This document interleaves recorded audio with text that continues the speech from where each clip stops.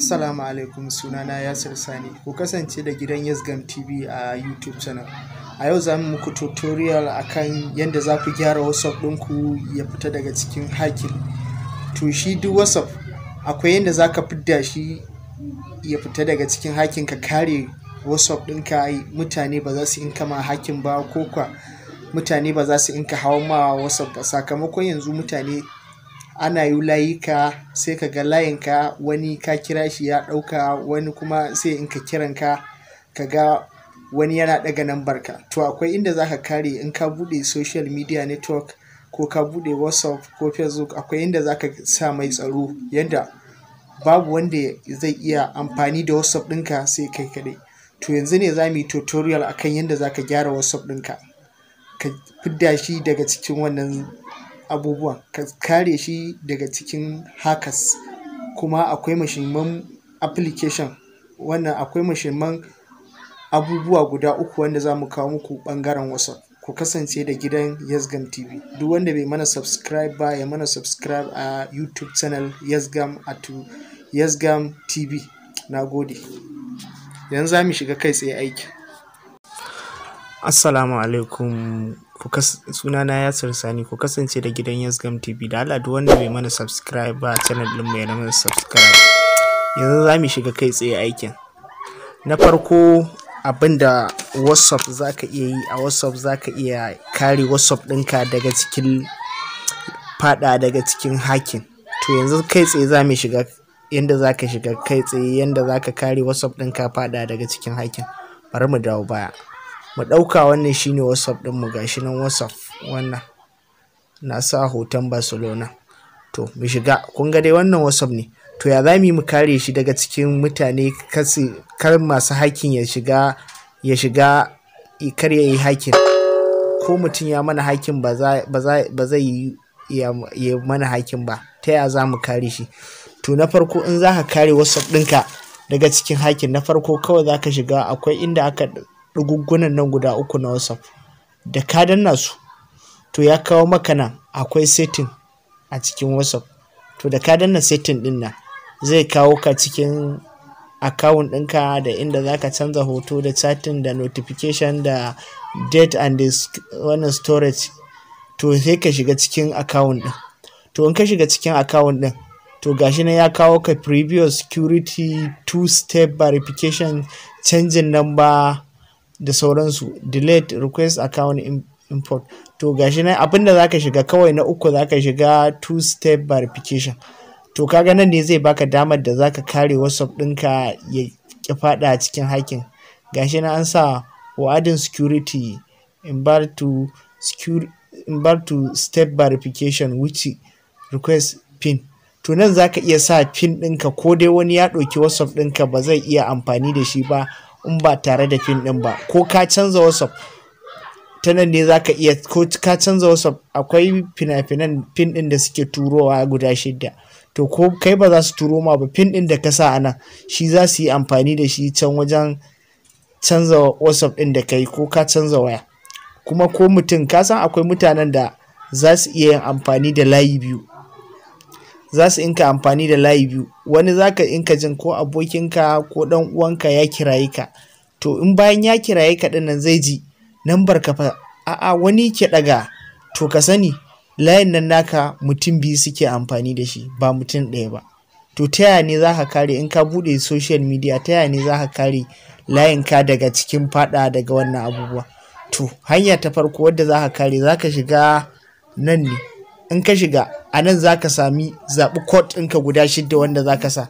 In ka zaɓi code ɗinka guda 6 wanda ko ka canza wasu code ɗin nan dai su za ka inka sa, ko layinka kamfani ya bugo shi su namba 2 ne aka bugo shi iri ɗaya, ka san aka buga ma namba 2 to wani zai iya amfani da shi. To ta nan da ka yi amfani da wannan code ɗin, to babu wanda zai iya amfani da layinka ko dai ya yi wani abin da WhatsApp ɗinka. To za ka zaɓi code guda 6 a nan. To bari mu zaɓi code guda 6. Misali, bari mu sa 1 2 3 4 6 5 6. To za ka ƙara sa confirming your code 1 2 3 4 5 6. To nan kuma in suka kawo ka, za ka sa email ɗinka. To email ɗin da za ka sa a nan shine za ka sa email ɗinka. To bari mu sa email ɗina guda ɗaya. Nan ma za su ce ka ƙara sa confirming email ɗinka. To bari in ƙara sa shi. To zai tafi sacin. Kaga bayan ya tafi sacin ya nuna min confirming email ɗina na sa pin ɗina wanda babu wanda zai isa ya hau kan WhatsApp ɗina sai na ga dama, sai wanda ya kawo pin ɗina. Ko dai nambobi na kamfani ya bugo irin layi na guda biyu, ka san layi za su iya bugo namba guda biyu iri ɗaya. To tana in ka sa wannan ka kare kanka daga hakin zuwa WhatsApp ɗinka, ko dai ka sabke WhatsApp ɗinka. Akwai nambar da za ka ga ka sabke WhatsApp ɗinka kana so ka maida shi, to ba za ka iya maida shi ba sai dai wani yayi ana amfani da WhatsApp ɗinka. To ta nan in ka yi amfani da wannan dabarar, to babu wanda ka gani, babu wanda ya isa ya hau ma WhatsApp ɗinka sai ka yi amfani da nambar nan tukun mutum zai hau ma WhatsApp ɗinka. To ko ka canza WhatsApp za ka canza waya, to wannan code ɗin da ka sa guda 6 ba sai ka jira ba kamfanin WhatsApp sun turo ma code, kawai su za ka sa ka yi amfani da su. Sai dabara ta biyu, abin da za ka iya yin amfani da WhatsApp, za ka iya yin WhatsApp chatting baka off. To ya muke ake yin chatting baka off? Misali in muna chatting, to in na gama yin chatting zan iya amfani da chatting baka off. Duk chatting ko na canza WhatsApp akwai maganganun da nake so ban so su goge a cikin WhatsApp dina. To ya zan yi in gyara su WhatsApp din nan ban so maganganun su goge, ko dai akwai magana mai muhimmanci wadda aka turo min to ban so ta goge. To sai in dora baka off chatting dina. Kaga inda aka sa baka up chatting, wannan shine za ka yi amfani da baka up chatting. To in ka zo nan ka sa baka up chatting, sai ka zo nan ka yi adin baka up Gmail driver. To in na sati kake so ga in na wata kake so, duk in daily kake so, kullum in baka up kake so, to da ka danna baka up din sai ka sa email ɗinka. To kana sa email ɗinka, to already kana danna email ɗinka. Yau already kana sa Gmail ɗinka nan. To duk wani chatting da kake a nan za ka in ka yin backup ɗin shi duk na sati. In sati kake so, duk chatting ɗin da ka yi in na kullum ne zai in ka yin backup, yana ajiye ma shi akan driver ɗinka. Duk ko ka canza WhatsApp chatting ɗinka ba zai taɓa gogiya ba saboda ka yi amfani da backup. To mu tafi na uku, sai sending location. To shi amfanin sending location, yanda za ka tura mutum inda kake da inda kake a zaune.